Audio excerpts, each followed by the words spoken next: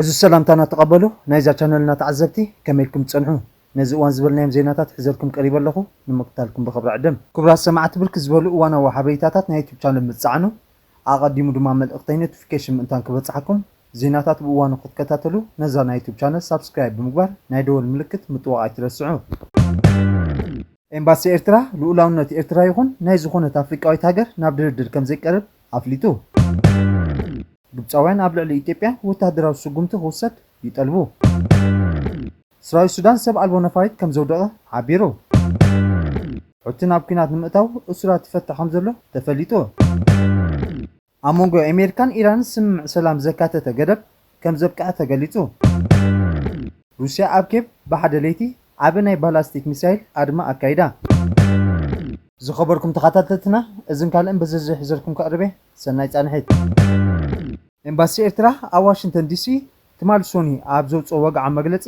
ልኡላውነት ኤርትራ ይኹን ናይ ዝኾነት ኣፍሪቃዊት ሃገር ናብ ድርድር ዝቐርብ ከም ዘይኮነ ኣስሚሩሉ ብቐንዱ ንመጽሔታት ዶይቼ ቬለን ፖሊሲ ወፃን ብዛዕባ ተራ ኤርትራ ኣብ ፖለቲካዊ ስርዓት ቀና ኣፍሪቃ ብዝምልከት ዝሕተም ጽሑፍ ዝሃቦ መልሲ እዩ እቲ ኤምባሲ ዘማዕከና ዜና ታሪክ እታ ሃገር ብምጥምዛዝ ኢትዮጵያ ኣብ ሓደ ወደብ ልኡላውነት ዘለዋ ጠለብ ሕጋውነት ንምሃብ ፈቲነ ክብል ከሲሱ እቲ መግለጺ ጠለብ ንግዳዊ ወደብን ጠለብ ልኡላውነት ኣብ ልዕሊ ገማግም ባሕሪ ወይ እውን መሬት ካልእ ሃገር ፍጹም ተፈለየ ምዃኑ ኣስሚሩሉ ቁጠባዊ ረብሓታት ብዝሒ ህዝቢ ወይ ጂኦፖለቲካዊ ኣቀማምጣ ኣህጉራዊ ወደባት ንምጥሓስ ልኡላውነት ንምልዓልን ሕጋዊ ምኽንያት ክኸውን ከም ዘይብሉ ገሊጹ እቲ ኣብ ምድሪ ባሕሪ ዝኣተዋ ሃገራት መሬት ከይሓተታ ወደባት ጎራብቲ ክጥቀማሉ ከም ዝኽእላ ዝገለጸ መግለጺ ንግዳዊ ረብሓታት ናይ ምትሕብባር ጉዳያት እምበር ናይ መሬት ዋንነት ከም ዘይኮነ ኣብርሂቡ እቲ መራኸቢ ብዙሃን ንኤርትራ ካብ ኢትዮጵያ ተገንፂላ ንኣዲስ ኣበባ ካብ ምድረ በዳ ገዲፋታ ዝብል ስእሊ ዝኾነነ ኤምባሲ ዝተግባር ዝንህሉ ውደባት መሸፈኒ ዝሃበ ታሪኻዊ ጌጋ ምዃኑ ኣመልኪቱ ኤርትራ ኣብ 1890 ኣብ ግዜ መግዛእቲ ኤውሮጳ ናይ ገዛእ ርእሳ ዘመናዊ ውደባት ዝሰሓበት ሃገር ምዃና ኣብ 1993 ኣብ ተኻየደ ሬፈረንደም 99.8 ሚእታዊት ድምፂ ናጽነት ከም ዝኣወጀት ኣዘኻኺሩ ብተወሳኺ ጉዳይ ዶባት ኤርትራን ኢትዮጵያን ዘይተፈትሐ ከም ዘይኮነ እቲ ናይ መወዳእታ ቄሳዊ ውሳነ ናጻ ኮሚሽን ዶባትን ብመስረት ኣብ 2002 ዝተኸተመ ስማዕ ደርስ ከም ተፈጸመ ደጊሙ ኣረጋጊጹ ዘካዚ ኤርትራ ምስ ግብፂ ሶማልያ ስዑድ ዓረብን ሕቡራት ኢማራት ዓረብን ኣሜሪካን ከም ሃገር ቀይሕ ባሕርን ዘለዋ ዝምድና ኣብ ጸጥታ ንግዲ ኢንቨስትመንትን ምትሕብባር ዝተመርኮሰ ምዃኑን ከም ማዕከናት ዜና ዝገለጾ ንኢትዮጵያ ንምንጻት ዝዓለመ ፕሮጀክት ከም ዘይኮነ እቲ ኤምባሲ ነጺጉ ማዕረ ማዕሪኡ ድማ ነቲ ስርዓት ምልኪ ብዝብል ስያመ መሃብ ተዛማዲ ሰላምን መጋእን እቲ ሃገር ኣፍልጦ እናሃበት ነቲ ተጋራጫዊ ሓሳብ ናኢፋቶ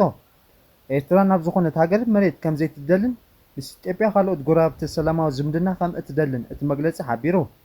ይኹን እምበር ልኡላውነት ሃገር ንዝኾነት ይኹን ጂኦፖለቲካዊ ድርድር ከም ዘይግዛእ በትሪ ኣስሚሩሉ እቲ ልኡላውነት ኣብ ዓለም ብደረጃ ተፈላጥነት ዘለዎ ሕጋዊ መሰል ምዃኑን ጸጥታ ልኡላውነትን ግዛእታዊ ምሉእነትን ዝኾነት ኣፍሪቃዊት ሃገር ኣብ ዝመትከል ተመርኮሰ ምዃኑ ብምግላጽ ደምዲሞ ኣብ ደቡብ ወሎ ኣብ ዝርከብ ዝተፈላለዩ ቦታታት ኣብ መንጎ ሰራዊት ምክልኻል ኢትዮጵያን ፋኖን ሓያል ውግእ ከም ዝተወልዐ ምንጭታት ይገልጹ ኣለዉ ከም ጸብጸባት እቶም ምንጭታት እቲ ውግእ ጀመረ ሎሚ ንግሆ 18 ነሓሰ 2026 እዩ ወጋሕታ ሰዓት 5 ጀሚሩ ዘሎ ውግእ ኣብ ዝካየደሎም ዘሎ ቦታታት ድማ ስትራቴጂካዊ ረብሓ ዘለዎም ቦታታት ምዃኖም ተፈሊጡ ኣሎ ትውግእ ብፍላይ ኣብቶም ኣዝዮም ወሰንቲ ዓበይቲ ዝበሃሉ ቦታታት ዘተኮረ ኮይኑ ኣብዞም ዝስዕቡ ከባቢታት የጠቓልል ወረዳ መቕደላ ተንታ ደላታን እዞም ተጠቕሱ ስትራቴጂካዊ እምባታት ሰንሰለታዊ መልክዓት ምድርን ንውግእ ኣዝዮም ተዋጋእቲ ምቾት ዝሰጡ ብምዃኖም ክልቲኦም ወገናት ነዞም ወሰንቲ ጎቦታት ንምቁጻር መስመራት ንምዕጻውን ሓያል ቃሲ የካይዱ ከም ዘለዉ ተፈሊጡ ኣሎ እቲ ኩናት ኣብ 7 ዝተፈላለዩ ንኡሳት ግንባራት ተመቒሉ ብሓያል መልክዕ ይካየድ ከም ዘሎ ይግለጽ ኣሎ مسحاب قد بأباي فلق نيل قبطن إثيوبيان ناقدد يخيد ኣብ መንጎ ግብፅን ኢትዮጵያን ብሰንኪ ፈለግናይል ዝጸንሐ ወጥሪ መሊሱ ይገድድ ከም ዘሎ ተፈሊጡ ኢትዮጵያ ሰለስተ ተወሰኽቲ ግድባት ክትሃንጽ ትልሚ ከም ዘለዋ ድሕሪ ምሕባራ ግብፂ ኢትዮጵያ ምስ ካልኦት ሃገራት ናይል ከተሰማምዐት ከምኡ ዓይነት ስጉምቲ ካብ ምውሳድ ክትጠብ ተጠንቀቕ ግብፂ ናይ ግብፅን ሱዳንን ዝውሕዝ ማይ እንተ ተቋሪጹ ዝኾነ ሃገር ከም ዘይተቐበልን ከም ዘይተፍቅድን ድሕሪ ምግላጽ ናይል ውሕስነት ማይ ግብፂ ኣዝዩ ኣገዳሲ ምዃኑ ኣስሚራትሉ ሓደ ግብፃዊ በዓል ስልጣን ግብፂ ረብሓታት ንምሕላው ብዙሑን ሰፋሕትን መሳርሒታት ከም ዘለዋ ገሊጹ እዚ በዓል ስልጣን እንቶም መሳርሒታት ዝበሎም ብልክዕ እንታይ ምዃኖም ኣይገለጸን ብተወሳኺ ገለ ግብፃውያን ኣብ ልዕሊ ኢትዮጵያ ወታደራዊ ስጉምቲ ክውሰድ ከም ዝጠልቡን ዝፍለጥ ኮይኑ መንግስቲ ግብፂ ግና ንኢትዮጵያ ኸጥቃዓ መደብ የብሉን ኢትዮጵያ ንመርገጽ ግብጽ ብምጻክ ሃገራት ተፋሰስ ንናይል ንልምዓት ኢለን ናይ ምጥቃም መሰል ከም ዘለወን ኢትዮጵያ ድማ ነዚ መሰል እዚ ትጥቀመሉ ከም ዘላ ብምግላጽ ኩለን እተን ሃገራት ነቲ ፈለግ ንምጥቃም ርትዓዊ ዕድል ክረኽባ ኣለውን ኢላ ትምጎት። ኢትዮጵያ እቲ ብዕለት 9 መስከረም 2025 ዘመረቐቶ ዓቢ ህዳሴ ግድብ 5150 ሜጋዋት ኤሌክትሪክ ከመንጩ ከም ዝኽእልን ንልምዓት ናብራ ህዝቢ ንምምሕያሽ ኣገዳሲ ምዃኑ ትገልጽ። ግብጽ ግና ኢትዮጵያ ዝያዳ ግድባት ዲጋታትን ሃኒጻ ናብታ ሃገር ዝበጽሕ መጠን ማይ ናይል ክጸልዎ ከም ዝኽእል ስጋኣት ኣለዋ። ምሰሓብ ናይል ንዓመታት ዝቐጸለ ኮይኑ እዚ ሕጂ ኢትዮጵያ ሓሲባቶ ዘላ ውጥን ድማ ነቲ ዝነበረ ወጥሪ ከጋድድ ከም ዝኽእል ይግለጽ ኣሎ። ሚኒስትራት ጉዳያት ወጻኢ ስዑድ ዓረብን ሱዳንን ናይ ስዑድ ሱዳን ኮሚቴ ምትሕብባር ንምቋም ዝምልከት ሰነድ ተፈራሪሞም። ሚኒስትር ጉዳያት ወጻኢ ስዑድ ዓረብ እዚ ኮሚቴ እዚ ስዑድ ዓረብን ሱዳን ደረጃ ምትሕብባር ኣብ መንጎ ንምዕባይ ዘለዎ ቁርብነት መሰረት ብምግባር ተመሲቱ። ሚኒስትር ጉዳያት ወጻኢ ስዑድ ዓረብ እቲ ኮሚቴ ምስ ሱዳን ዘለዎ ምትሕብባር ንምምዕባር ውፅኢታዊ ትካል መድረኽ ክኸውን እዩ። እቲ ኮሚቴ ምስ ሱዳን ዝግበር ውጥን ፕሮጀክት ምትግባር ትካላዊ መዋቕር ክኸውን እዩ። ሚኒስትራት ጉዳያት ወጻኢ ስዑድ ዓረብን ሱዳንን ኣብ መንጎ ክልቲኦም ሃገራት ዝካየድ ምክትታል ፖለቲካዊ ምክክር ኮሚቴ ኣኼባ ብሓባር መሪሖም። እቲ ኣኼባ ኣብ መንጎ ክልቲአን ሃገራት ዘሎ ዝምድና ክልቲኣዊ ርክብን ኣብ ዝተፈላለዩ መዳይ ንምምዕባልን ንምሕያልን ዝኣክል መንገድታት ዳሃሲሱ ብተወሳኺ ኣብ ዞባዊ ጉዳይ ዝተፈጥረ ሓደስቲ ምዕባለታት ተማይጦም ርእይቶ ተለዋዊጦምን። ኣብ ንኡስ ዞባ ኸረን ብውህደት ህዝብን መንግስትን ብዝተኻየደ ፃዕሪ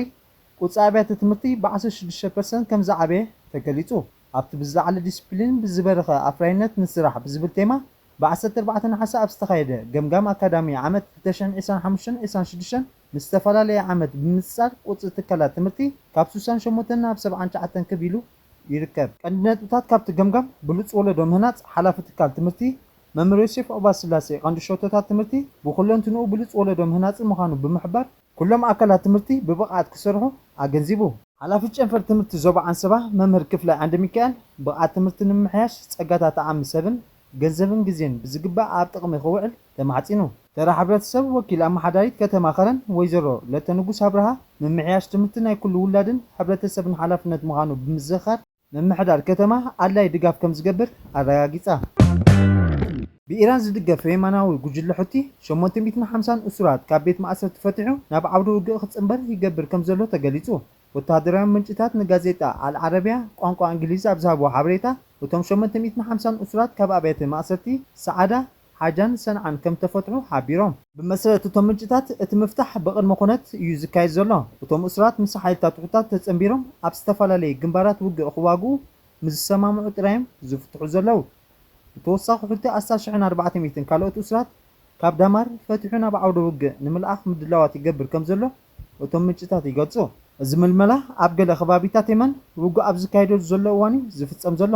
አልዓረቢያ ብ16 ናሓሰ ኣብ ዘውፅኦ ጸብጻብ ኣብ ታይዝ ማሪቡና ኣብ ዝተኻየደ ውግእ መጥቃዕቲ ሰብ ኣልቦ ነፈርትን ኣብ ውሽጢ 48 ሰዓታት ጥራይ ልዕሊ 200 ተዋግእቲ ሕቲ ከም ዝተቐትሉ ትሕብር። ኣብ ዝሓለፈ ዓመት ዝተሓትመ ጸብጻብ ውድብ ሕቡራት ሃገራት ሓይልታት ሕቲ ኣብ ሓያሎ ከባቢታት የመን ዝያዳ ተዋጋእትን ወታደራውን ናውቲ ናብ ቅድመ ግንባር ክንቀሳቐስ ከም ዝጸንሐ ገሊጹ። ብዛዕባ እዞም 850 እሱራት እቶም ካልኦት ተወሰኽቲ 1400 እሱራት ዝበሃል ዘሎ ሓበሬታ ካብ ወታደራዊ ምንጭታት ዝመፀ ሓበሬታ እዩ። ክሳብ ሕጂ ግና ብናፃ ኣካል ኣይተረጋገፀን ዘሎ። ኩናት የመን ልዕሊ 10 ዓመታት ዝቐፀለ ኮይኑ ብቐጥታውን ዘይቀጥታውን ህይወት ኣስታት 400,000 የመናውያን ክቐዝፍ እንከሎ ካልኦት ኣሽሓት ድማ ተመዛቢሎም። ሕቲ ንርእሰ ከተማ ሰንዓ መብዛሕትኡ ሰሜናዊ የመንን ተቋፃፂሩ ይርከብ። እቲ ሃገራዊ ኣፍልጦ ዘለዎ መንግስቲ የመን ከዓ ዝበዝሐ ክፋልቲ ሃገር ይቆፃፀር። ሰራዊት ሱዳን ትማሊ ሶኒ 17 ናሓሰ 2026 ኣብ ግዛእ ሰሜን ኮርዶፋን ብፓራ ሚሊታሪ ሓይልታት ቁልጡፍ ደገፍ እቲ ዝወሰብ ኣልቦ ነፋሪት ነዊሕ ርሕቀት ከም ዘውደቐ ኣፍሊጡ ክብል ማዕከናት ዜና ሱዳን ትሪቡን ጸብጺቦ።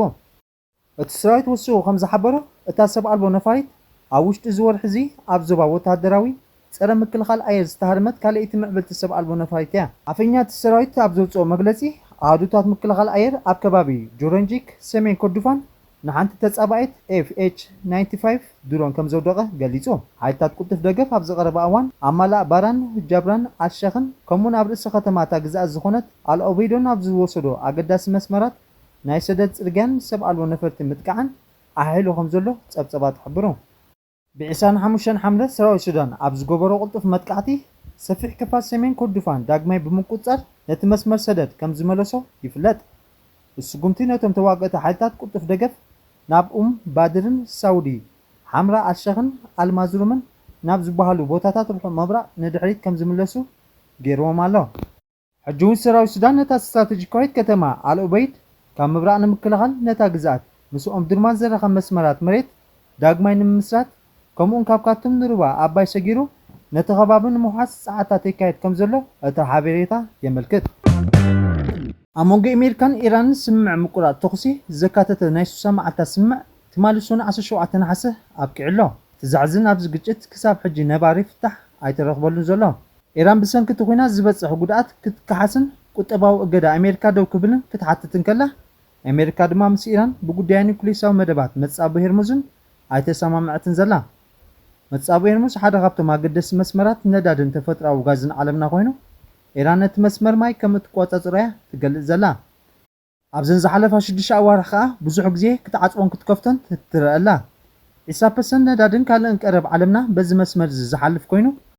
أبو زرم مزبع نملع عالمي زصلو إيران مس عمان نعطى أقامات مسمر زملكت درجة أمدم نبتا 5 بصحتن قال تكنيكاو نقرات جن يزاتي لهم كم زوليا تقلت بريزيدنت دونالد ترامب مس وكيل فوكس نيوز توري أبز قبرو علم حتت عمان انت عقفاتنا ويت ألقى انت أتيه أمريكان عمان بومبا خدر بيلا كم اتقل دحل مقلاصو حزارة بخوين الله زم فرح ترامب عمان إيران بزعبا مرخب كما يبيلن بمتصاب هرموز كحلفا 5 خلا أبز زاربالو زلو أواني زفتسم زلو كالب فوليز قبرو دما عمان مس أمريكا تبو زمدنا زلوا مشاركة أمريكا زخونة هاجريا كن محجون ترامب نتهاجر كم زدبدبا قليت نيريو توساق المزخونات مجمارو عمان امونغو أمريكان إيران زنبرة وطري بسلام نمودا امونغو زنبرة هاجريا ولكن خمناي بحرين قطرن أيخون نمبر أمريكا بعمان وتهدروا مدبر كم زلوا زفلتيو ترامب أبتقال محدت أمريكا مسبستان إسلامو حلوا صورة إيران بسطور ويون زي وقعوا مرخب مسمرات كم زرخبو أراغيتو زمالت زوجت يقتل انتلو سبستان أمريكا جن مسبستان إسلامو حلوا صورة إيران بقطعي زرادة دولو منجدي قالوا مالتيو يخون نمبر ترامب زي كما عبت مجمر تازبلو زنبره نسمع 5 هوخ بمقلاص زوت أنها قدب جزيه لن نسمع عين هوخننا كبل يقلت ترامب إيران تعالى صندوق علامة العلا إذا خطب اللوا إيرانوان نفعت تصوتي تقامرتيهم جني موت اللو يبل ترامب لعلو غلو بقطبة إيران كدخما يحسب كم زلون قبل علو دبات إيران أمبيرو زلو عصوة نتاجر بقطبة يحسب كم زلو يزقلت ترامب أبتلو السوشيال أب صحفه ملقتي كند علامة أمريكا إيران فتسيما نيوكليس سوا أطوارات كي تركب مخلكال مخانو يدح المقلات كساب حجقنا أبت زكايد وزلو زته زخونا رؤي معبالة كم زي ترأيو زقلت فوق بقى بايتو بارلاما إيران محمد باقر غاليباف إيران أبزخونات وتادروا بوليتيكاو مداي تعويتايا خبل يقلت أمريكان سألن قبل علتهاجر حاسبون أزنبر علامات كم زي تساقع زقلت محمد أقولنا تنكلت تسألات هاجر زبلن أمريكان سألن حانتي تصنع أزنبر الشوتات كم زي تساقعو سلاز قبرته عود مخانا يقلت هذا بعد سلطان إيران رويترز سابزها بحبريتا إيران بوليس آخر مكلخال نامولو متقعته خد كيرو وسينا خمزلا أفليتو كبرات تعذبتنا نايلو منبر مدباتنا نزي مسل قطفن وانا ون حبريتا خد رخبو لايك شير كومنت سبسكرايب قبرو بخبر عدم سسنايو